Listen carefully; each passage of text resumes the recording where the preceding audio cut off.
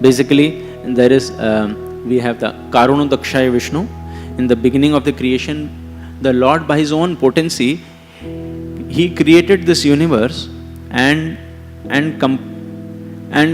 comprising of the three modes of material nature and the material cause and effect. And He enters this cosmic manifestation as Mahavishnu, and that is, or the Karunodakshaya Vishnu.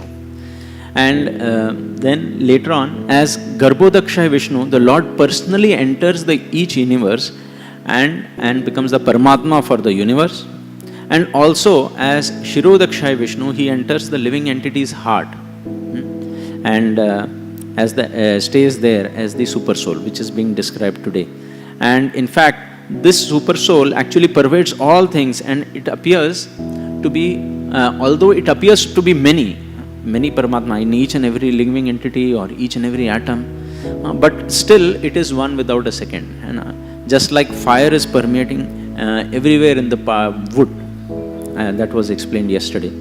And in today's verse, Sut Goswami is saying that the super soul enters into the bodies of the created beings who are influenced by the modes of material nature and causes them to enjoy the effects of these modes by the subtle mind.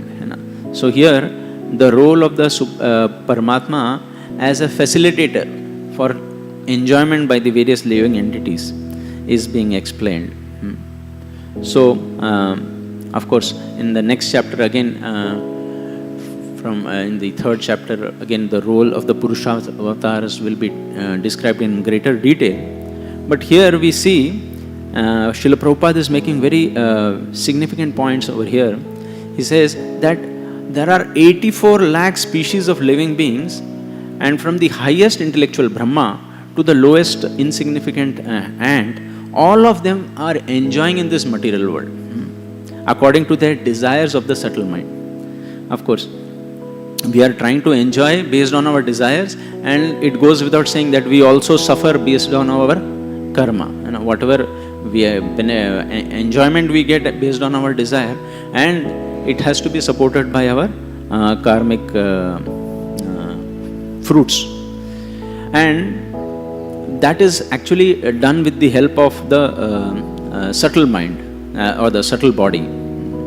So in one of the lectures, His Holiness Radhanath Swami Maharaj was explaining that how it is only for the Supreme Personality of Godhead is it possible. It is only for the Supreme Personality of Godhead that He can remain eternally in His residence in Goloka, and at the same time He can pervade the entire creation. And just like we have the sun also, comparison, although we cannot actually compare because there is nobody else, it's only possible for the Supreme Lord.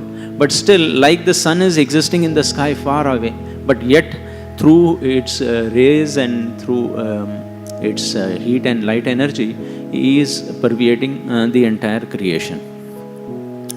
And here, the nature of the Paramatma is also explained. It is said that the Paramatma is aware of each and every thought which we have in our heart, and He sees each and every action which we do.